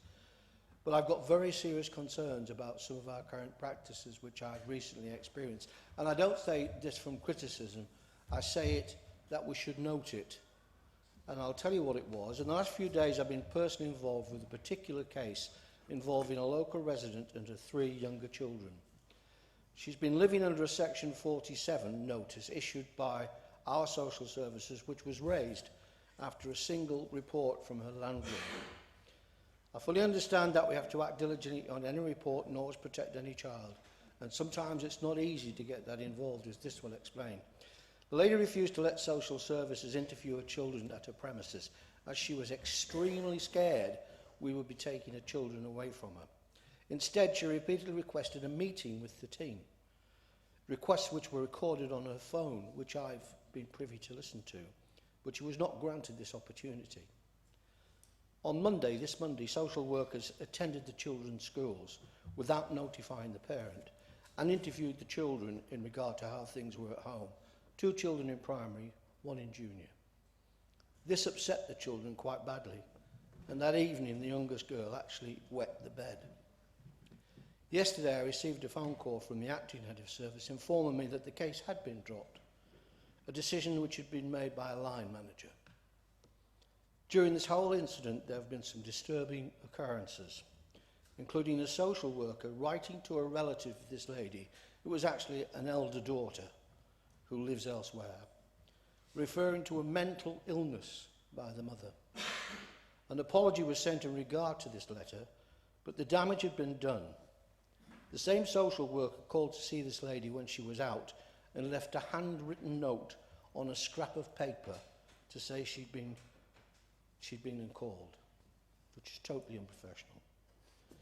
The incident left her children frightened and upset. A parent who feels she has been accused of child neglect and a very impression of how our children's services work. The lady in question may have some personality problems, but as I witnessed, and I'm not a social worker, she was a loving mother in all sense of the word. And I agree, we have to investigate any case where we've been reported. This has been cleared, but it's the effect of the children, innocent children, and a woman who was Section 47, possibly without not enough reference. Thank you, Madam Mayor. Thank you, Councillor Williams. Councillor Blackburn. Thank you, Madam Mayor. Councillor Williams says that he is not a social worker. Well, I was, and this was my job. There appears to be some confusion that perhaps I can clear up for the Chamber. I have no knowledge of the particular case. However, whether or not something is a section... There's no such thing as a Section 47 notice, incidentally. That doesn't exist. Whether or not a referral into children's social care is dealt with under Section 47 of the Children's Act, i.e. is considered to be a child at risk of serious harm, is based entirely upon the information that is presented to the local authority from the referrer. So it is at that point that a social worker and with their manager decides whether or not that is a regular referral to be dealt with in due course, or whether or not it is a Section 47 referral, which means it needs to be dealt with that day. The only information that the social worker or the line manager will have at that point are the details which are placed in front of them. The point of conducting a Section 47 investigation immediately is to establish whether or not that child is at risk of serious harm. On many occasions, a Section 47 investigation will take place within 24 or 48 hours, and it will be established that that child is not at risk of serious harm, and either no further action will be taken or action will be taken at a lower level. Many aspects of what Councillor Williams described, therefore, are merely the bread and butter of what our social workers do all day, every day. I'm sure that Councillor Kane will be able to look into the details of some of the things that some of the other claims that Councillor Williams makes. But my overriding impression of what he says is that that is stuff that our social workers do, and quite rightly do, every day, and deserve our support in doing. And it is for social workers to assess circumstances and reach a decision as to whether or not that family needs any help and support. A key part of that, and a requirement of the Children's Act, is that the children should be, wherever possible, interviewed with their parents, but also interviewed alone, because we know that children are not always forthcoming about situations whilst their parents are in the room. And that is actually a requirement of the law, and a particular requirement of a Section 47 investigation. Thank you, Madam Mayor. Thank you, Councillor Blackman. Any further questions on page 23? No. Page 24. Page 25. Councillor Clapham. It's on page 25, going on to 26. It's drugs and alcohol tender. Following the re-tendering exercise in December 2016, we've got Delphi Medical Consultants Limited, which have won the contract. Sorry to interrupt, Madam Mayor. I'm afraid I haven't spotted this on the report. I am a non-executive director of the Calico group of companies, of which Delphi Medical are part. Right, thank you, Councillor Blackman. Thank you. I'm not going to lose any time with that. No, but you will for this bit that you're messing about. Go on. Oh dear. Their contract starts on the 1st of April, this Saturday, and they are going to deliver improved outcomes across Blackpool, which is good news. Further good news is the fact that there's going to be this annual saving of £200,000. quite a considerable sum. My question is, what sort of money, what levels of money are actually being spent in this area of care on drugs and alcohol? Thank you. Thank you, Councillor Clapham. Any further questions on page 25? No? Page 26? Page 27? Page 28? You're right about it going on, aren't you, Councillor Kane? Page 29? Page 30? Page 31? Hang on, page 32? Page 33? Councillor Clapham. Thank you. It's to do with prevent-related safeguarding concerns. This, to me, is a very high priority following the recent killings in London. Early identification of possible future terrorists are crucial. I hope that the whole Council support the work done under the Prevent scheme. There are still a lot of sceptics who criticise Prevent, but there are real threats to our society.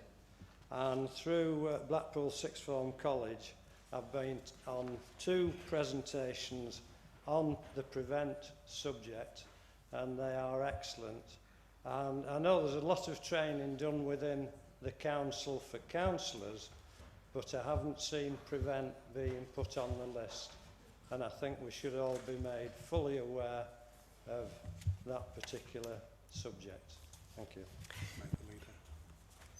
Sorry? Again? I mean, Councillor Blackburn. I told you could rest after you worked before.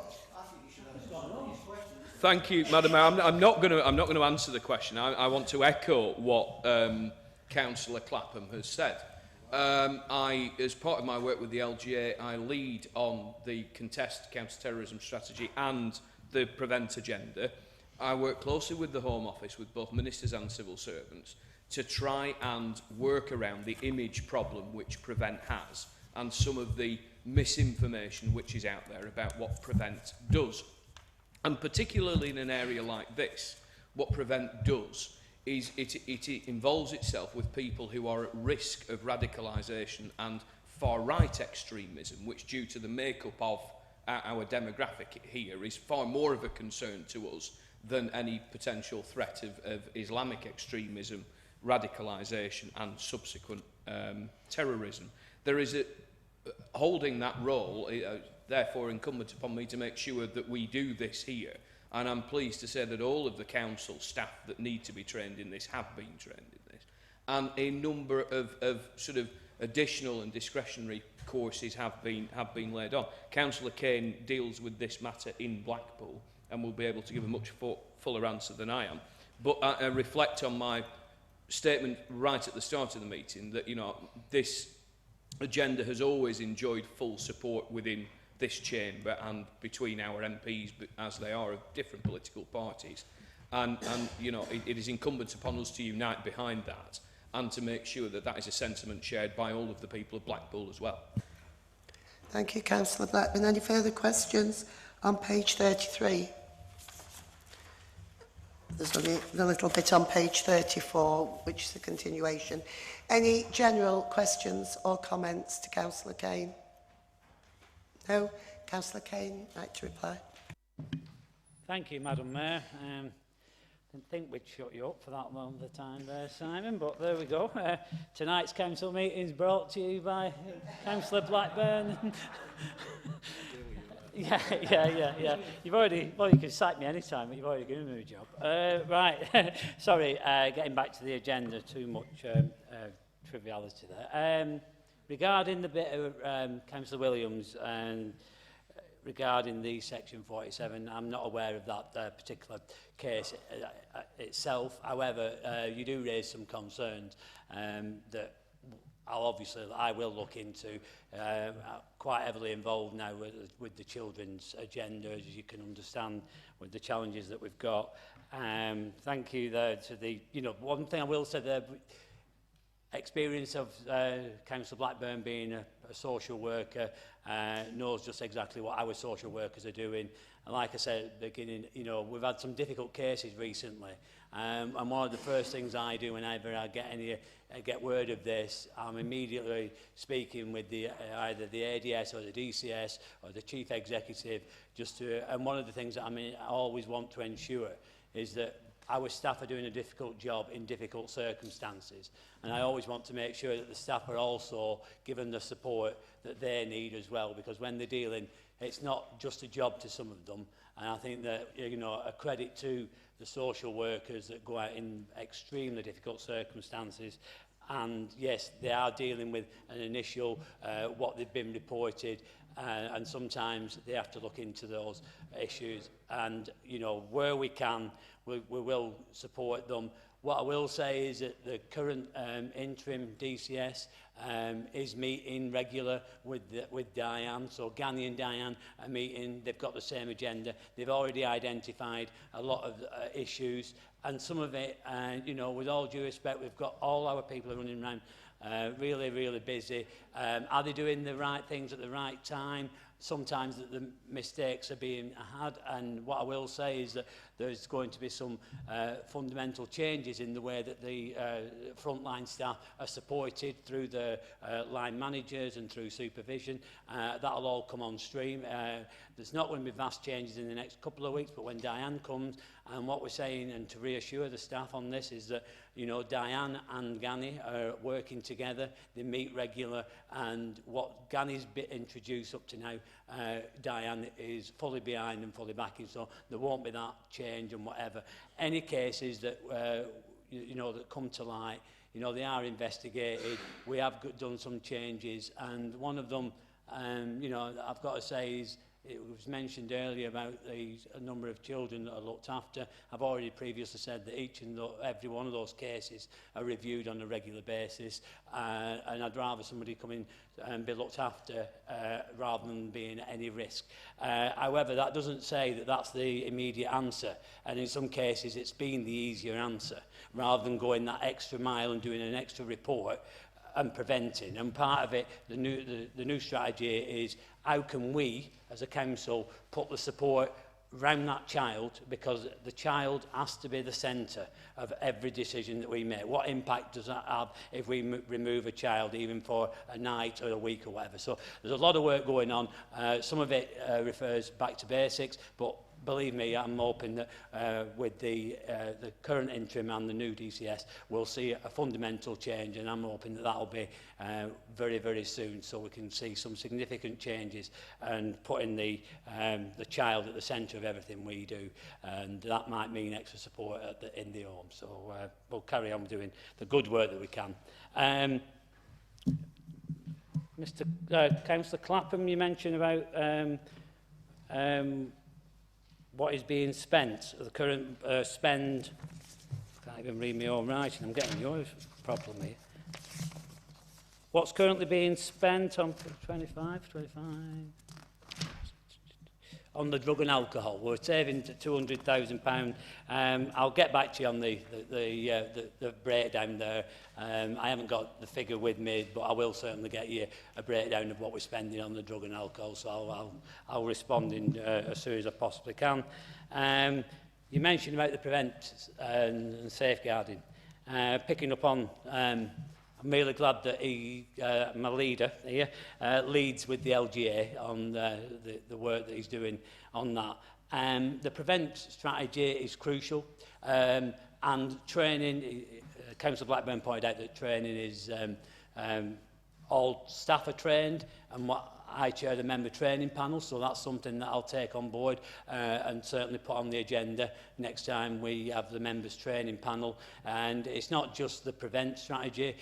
We've currently, there's a number of us at a conference last week on modern day slavery and human trafficking. That is something again that I want to ensure that we push through the member training panel, and hopefully the members all take that on board. You know, I know that we keep putting training courses on, but we are, you know, the member training panels across party. It's not a political issue, but we want people to take up the training. The frustration with that is we're trying to get appropriate training, but some of the courses are having to be cancelled at the last minute. But what I would say is, and I hope that, you know, both leaders and both whips on either party can encourage everybody that when we put prevent training on, when we put training on for modern day slavery, when we put training on for human trafficking, that we get as much people on those training courses as we can, because we are seeing it on a day-to-day basis, and it's essential that training's given.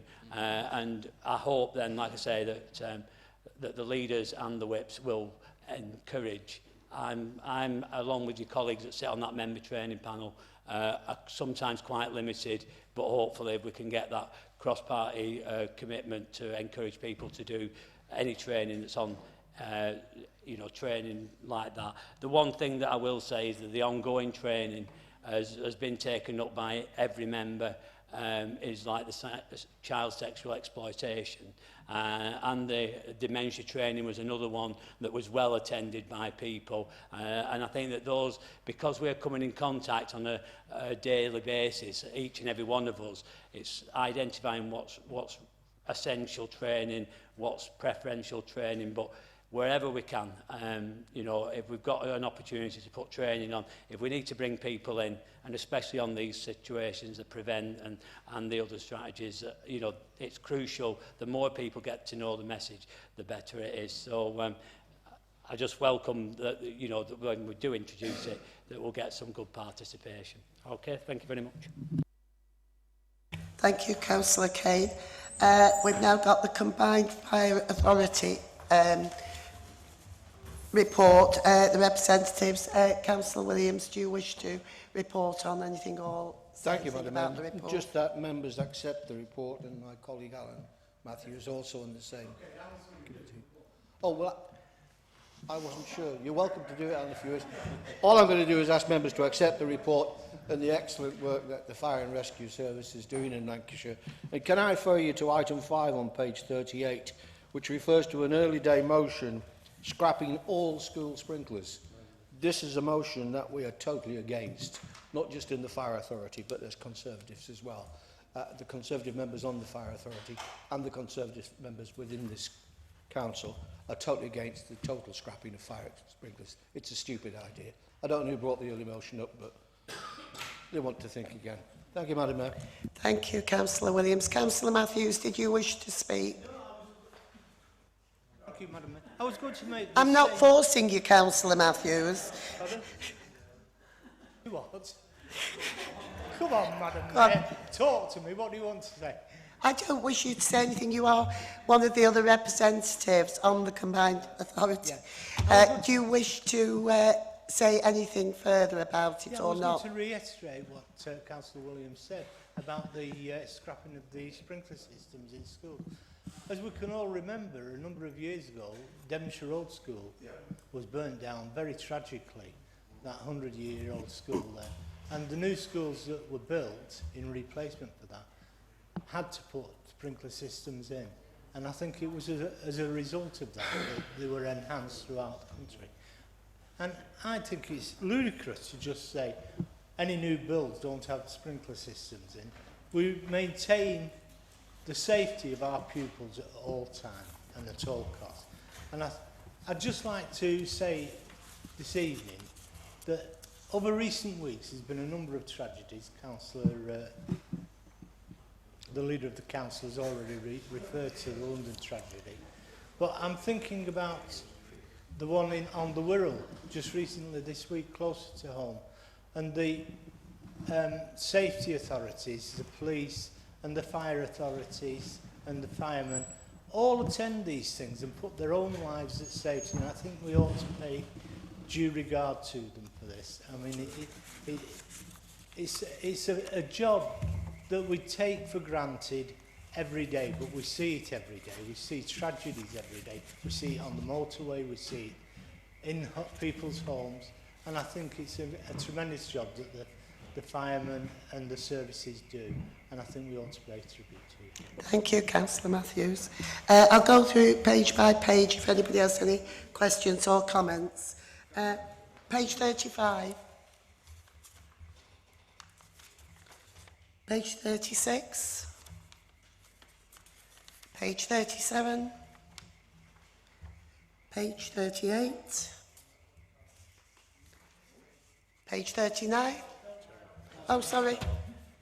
I'm so sorry, Councillor Right, Callow. Madam Yes. Mayor.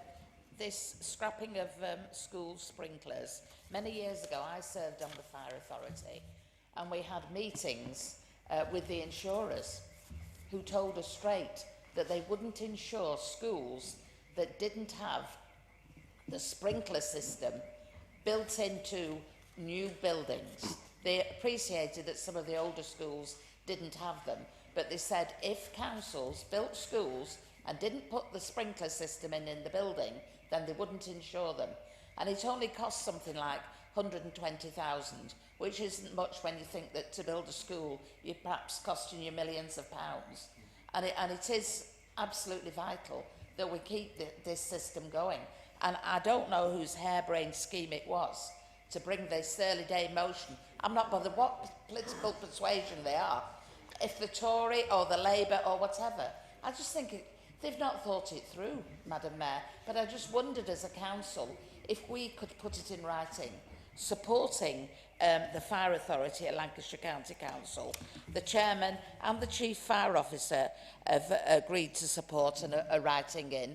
I just wondered as a council if we could also support them. Thank you.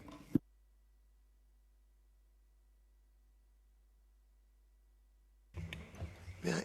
I've just checked, actually, there, Councillor Callow. We can't formally agree to write like that. I suppose a notice of motion would. We can do it informally. The leader or the chief exec could do it informally. The leader or the chief exec could do it informally. Councillor Blackman.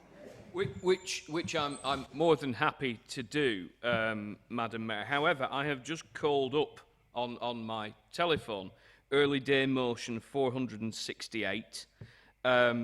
Primary sponsor is Kate Hoey, who is a Labour MP, sort of, in Vauxhall. But the early day motion, there appears to be some confusion. The early day motion says that this House deplores the decision to scrap the expectation that sprinklers will be installed in all new school buildings. So the early day motion is actually attacking the decision. No, it doesn't. But it also points out that notes that sprinklers have helped save 17 schools from major fire damage. Further notes that the average cost of a large school fire is now 2.8 million and calls on the government to reintroduce these vital requirements forthwith. So there is clearly something amiss with this report. I'm not sure I could have predicted that, bearing in mind I don't go to the Fire Authority. But I agree, yes, this would appear to be a mistake, which I agree is very worrying, but the substantive issue is that it would appear that the early day motion is not supporting the withdrawal of sprinklers from schools. So we'll support that early day motion. Yeah, absolutely. I'm not sure it's going to make a whole bunch of difference, Madam Mayor, but we will.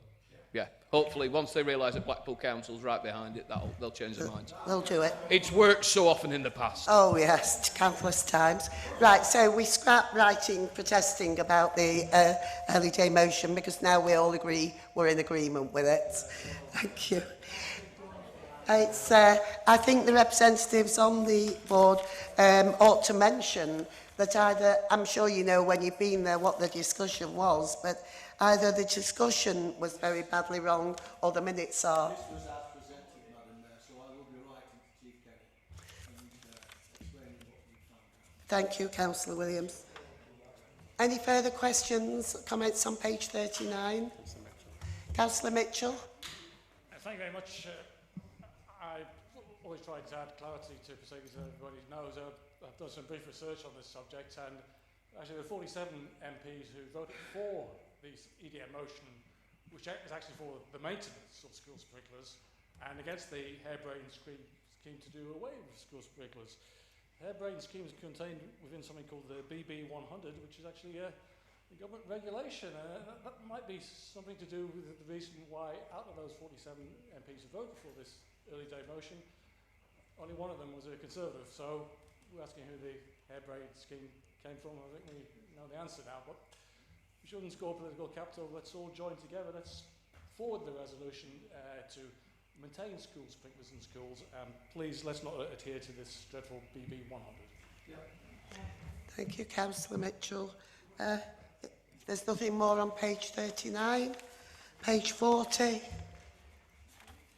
page 41.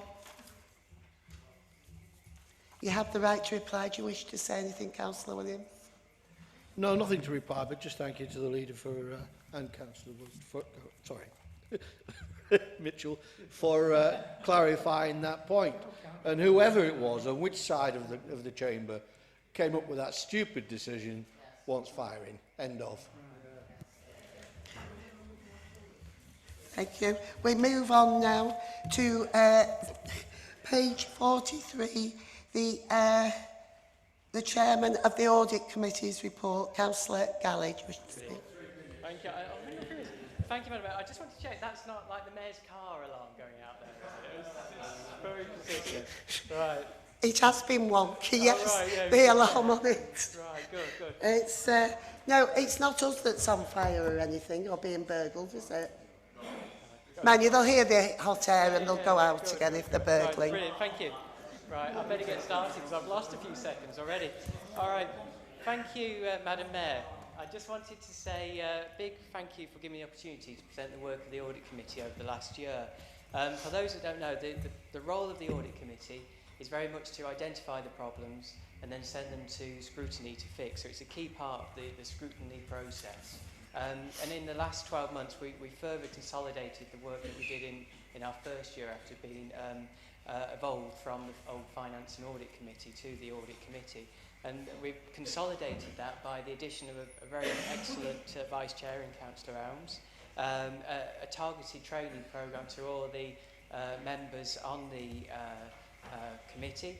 And to echo Councillor Kane's point, I would welcome any member to come along to any of the training sessions that we run. They're open to everyone. There are some really key things that we try and do there that are targeted to very much get us to think in an audit way, as opposed to a financial way or a scrutiny way, but to get us to think in an audit way.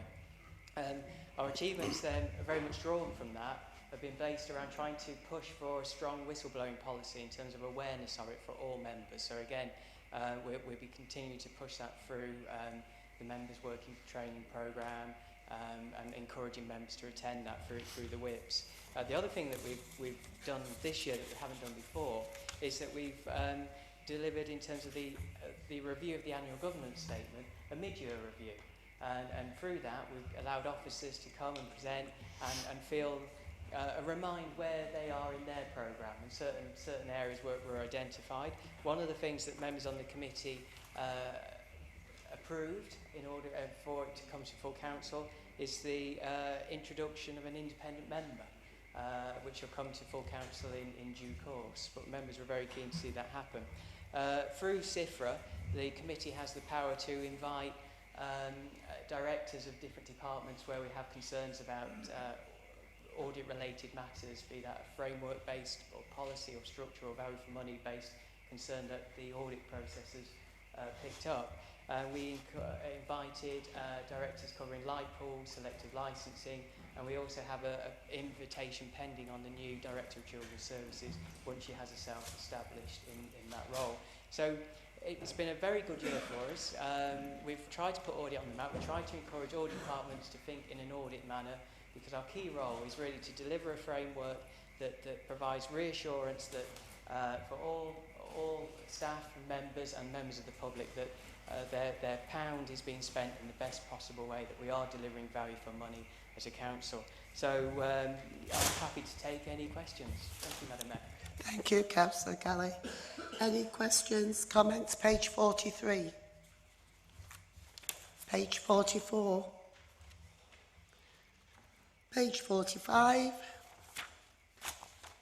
Page 46. Well, you can answer all those questions if you like, Councillor Galley. But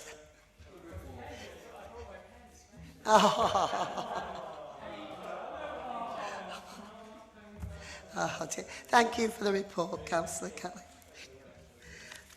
And, can somebody ask him a question next time when he brings his pen, please? Right, we move on to item 5, appointment of Statutory Director of Children's Services. Councillor Kane to propose. Thank you, Madam Mayor. I'd like to move the recommendations as on page 47. Thanks very much. Thank you. Do we have a seconder? Yeah, delighted to accept. To accept? What am I delighted to accept? You're delighted to second the proposal. Thank you, Madam Mayor. yeah. So I don't want it. I don't want it. Nobody write that down. I am. Thank you, Councillor. Thank you. I am delighted to formally second the motion. Are there any questions or comments on this? We'll vote on the motion then. All those in favour? Anyone against? Abstentions? No?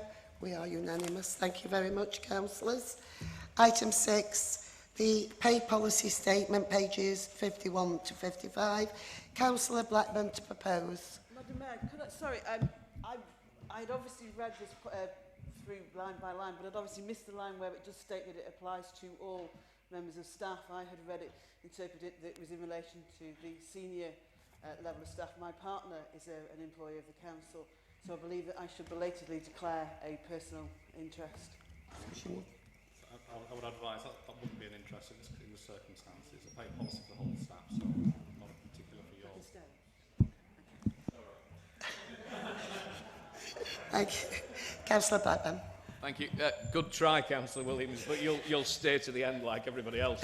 I did email Councillor Williams the other day in relation to another matter and say it's no wonder I'm so tired.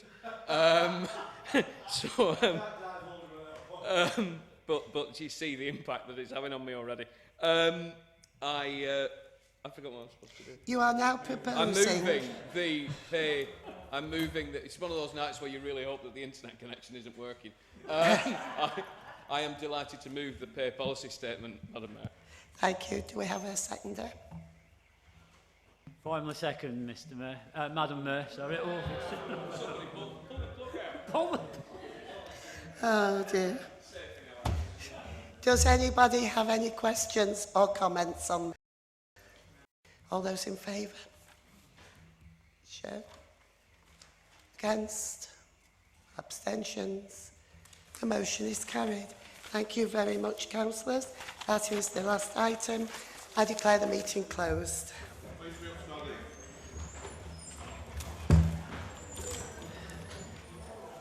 Thank you. Mandy.